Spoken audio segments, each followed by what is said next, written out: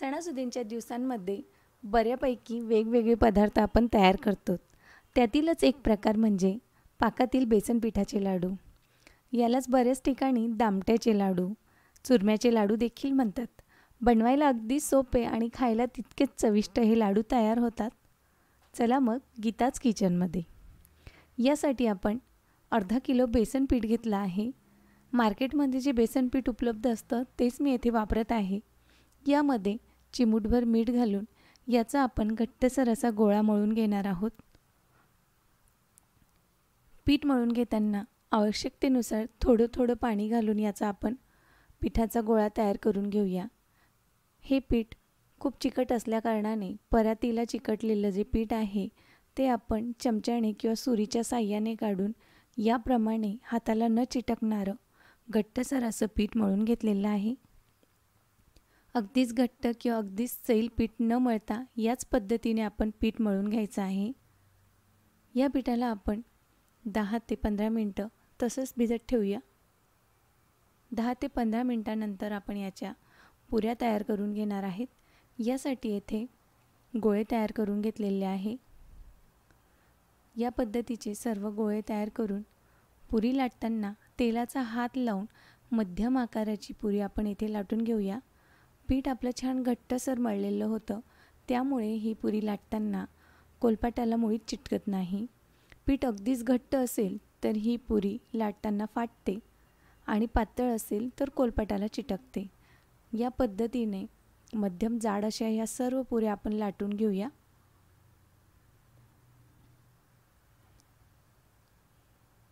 सर्व पुऱ्या लाटून घेतलेल्या आहे. या पुऱ्या आता आपण तेलामध्ये तळून घेणार आहोत. यासाठी एका कढईमध्ये छान कडकडीत असं तेल गरम झालं की यात या पुऱ्या तळून घ्यायच्या आहे. सुरुवातीला 2 मिनिटे या पुऱ्या न उलटता त्या आपोआप फुगून वर येतील, तेव्हाच आपण यांना पलटूया. या पद्धतीने टम्म अशा ह्या पुऱ्या फुगतात. येथे गॅस आता आपण मध्यम आचेवर करून यांना खमंग अशा तळून घेऊया, जेणेकरून आपल्या पुऱ्या छान तळल्या जातील आणि त्या कच्च्या राहणार नाही. सुरुवातीला आपण छान कडकडीत तेल घेतलेलं होतं. जशा आपण पुऱ्या एकदा पलटून घेतल्या यानंतर आपण गॅस मंद किंवा मध्यम करून घ्यायचा आहे. या पद्धतीने छान गोल्डन सोनेरी रंग येईपर्यंत सर्व पुऱ्या तळून घेतलेल्या आहे. पुऱ्या थंड होण्यासाठी आपण या पुऱ्यांचे असे काप करून घेणार आहोत, जेणेकरून ह्या पुऱ्या लवकर थंड होतील. अगदीच चुरमा करायची किंवा चुरत बसायची मुळीच गरज नाही, कारण की ह्या पुऱ्या थंड झाल्या की आपण यांना मिक्सरमध्येच बारीक दळून घेणार आहोत. पुऱ्या संपूर्ण थंड झालेल्या आहे. आता यांना थोडे थोडे मिक्सरच्या भांड्यामध्ये घेऊन दळून घेऊया. या पद्धतीने बारीक असं हे पुरींचं मिश्रण दळून घेतलेलं आहे. यानंतर एका चाळणीमध्ये हे सर्व दळलेलं पीठ घेऊन याला चाळून घेऊया, जेणेकरून आपलं लाडूंचं जे पीठ आहे ते एक समान होईल आणि लाडू वळताना कुठे जाड कुठे बारीक असं लागणार नाही. पुऱ्या संपूर्ण थंड झाल्यामुळे हे पीठ दळताना अजिबात मिक्सरच्या भांड्याला चिटकत नाही. या पद्धतीने एक एक बॅच करून वरचं जे जाडसर पीठ आहे ते पुन्हा मिक्सरमध्ये काढून सर्व पीठ आपण या चाळणीने व्यवस्थित चाळून घेतलं आहे. शेवटची जी बॅच आहे ती अगदी थोडीशी असेल. ही मिक्सरमध्ये 2 ते 3 मिनिटे दळून यात घातली तरी देखील चालेल. छान एकसमान आपलं हे पीठ तयार झालेलं आहे. यानंतर आपण लाडूंसाठी पाक तयार करून घेणार आहोत. येथे मी अर्धा किलो बेसन पीठसाठी 1 किलो साखर घेतली आहे. हे अगदी योग्य प्रमाण आहे. यामध्ये साखर बुडेल इतपत आपण पाणी घालूया, जेणेकरून आपलं जे पाक आहे ते लवकर तयार होईल. खूप सारं पाणी घातलं की पाक तयार व्हायला वेळ लागतो. सुरुवातीला साखर विरघळेपर्यंत याला आपण सारखं ढवळत राहायचं आहे, जेणेकरून साखर खाली लागणार नाही. यानंतर गॅस फुल करून येथे पाक तयार करून घ्यायचा आहे। या लाडूंसाठी आपण एक तारी पाक तयार करून घेणार आहेत। हा पाक तयार करताना अगदी परफेक्ट असा पाक तयार होण्यासाठी मी 2 पद्धती तुम्हाला सांगणार आहे, जेणेकरून तुमचा पाक एकदम परफेक्ट तयार झालेला आहे हे तुम्हाला कळेल। अजून पाक आपला एक तारी तयार झालेला नाही आहे, हलकासा घट्टपणा या पाकाला आलेला आहे। पाक थोडा थंड होऊ द्यायचा आहे। यानंतर बघू शकता 2 बोटांमध्ये पाक घेतलं की त्याची तार मोडते, याचाच अर्थ अजून पाक तयार झालेला नाही आहे। आपल्याला याचा एक तारी पाक तयार करून घ्यायचा आहे। त्यापेक्षा अधिक हे पाक न शिजू देता तिथपर्यंतच आपण गॅसवर हे ठेवणार आहोत।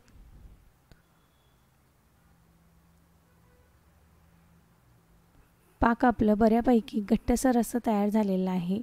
यानंतर पुन्हा बघू शकता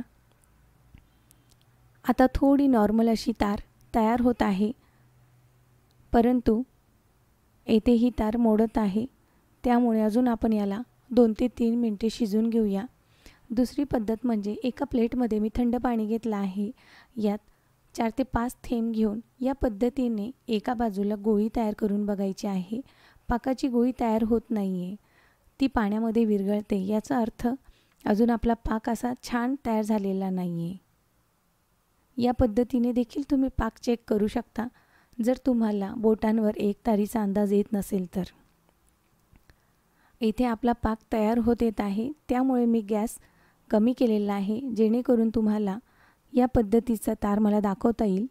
बघू शकता आता या 2 बोटांमध्ये तार तयार होत आहे, याचा अर्थ आपला पाक अगदी परफेक्ट असा तयार झालेला आहे। यानंतर दुसऱ्या पद्धतीने देखील आपण बघूया। पहिले जे आपण पाणी घेतलेलं होतं ते पाणी फेकून पुन्हा नव्याने यात पाणी घेतलेलं आहे।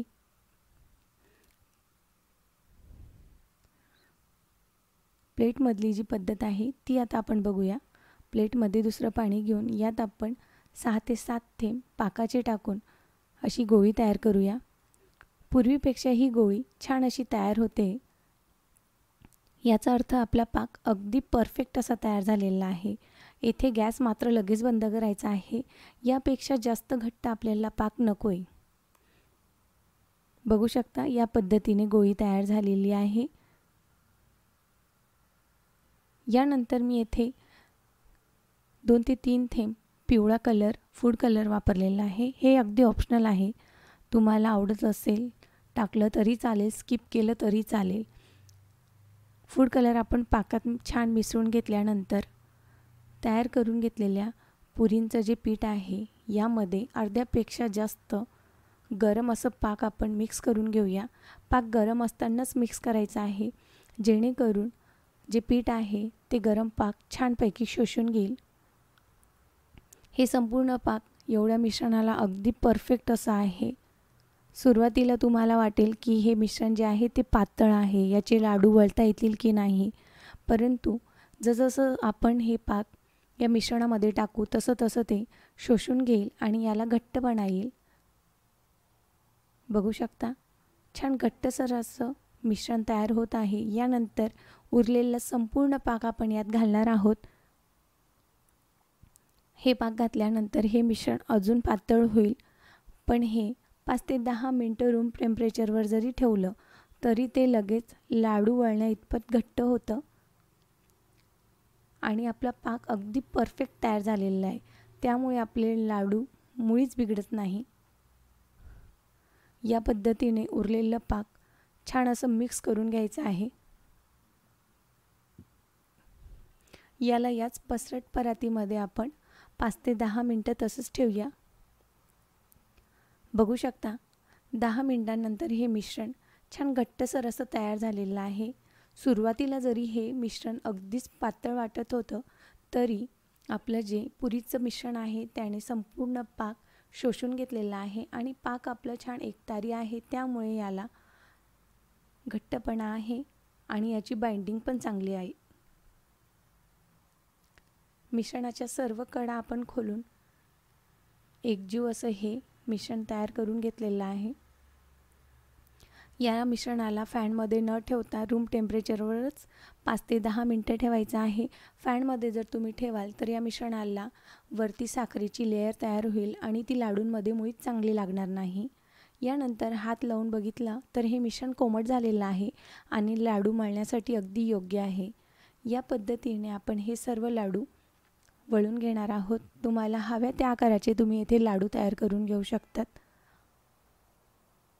या पद्धतीने अगदी हलक्या हाताने प्रेस करून हाताला न चिटकणारे हे लाडू वळता येतात. लाडूंचं जे मिश्रण आहे ते मी असं थापटून घेतलेलं आहे, जेणेकरून शेवटचा लाडू वळेपर्यंत हे मिश्रण जशास तसं राहील आणि आपले जे लाडू आहे ते छान गोल आकाराचे आणि चोपडे तयार होतील. पुन्हा एक लाडू मी इथे वळून घेत आहे. या पद्धतीने हलक्या हाताने प्रथम प्रेस करून गोल आकार दिला की या पद्धतीने तुम्ही दोन्ही हातांच्या मध्ये हे फिरून छान असं चोपडं तयार करून घ्यायचं आहे. हे लाडू वळल्यानंतर बसत देखील नाही, त्यांचा शेप ते व्यवस्थित धरून घेतात.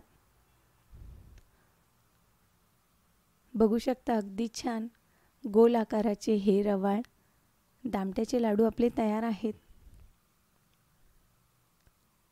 माप अगदी योग्य असेल आणि करण्याची पद्धत याप्रमाणे जर तुम्ही अवलंबली तर तुमचे देखील लाडू याच पद्धतीने तयार होतील. एक लाडू मी येथे फोडून दाखवते. अगदी मऊ आणि रवेदार असे हे दामट्याचे लाडू तयार झालेले आहेत. बनवायला जितके सोपे आहे, खायला तितकेच चविष्ट आहे. अशा साध्या सोप्या आणि चविष्ट रेसिपीज बघण्यासाठी गीताज किचन या चॅनलला नक्की सबस्क्राईब करा. व्हिडिओ संपूर्ण बघितल्याबद्दल तुमचे खूप खूप धन्यवाद.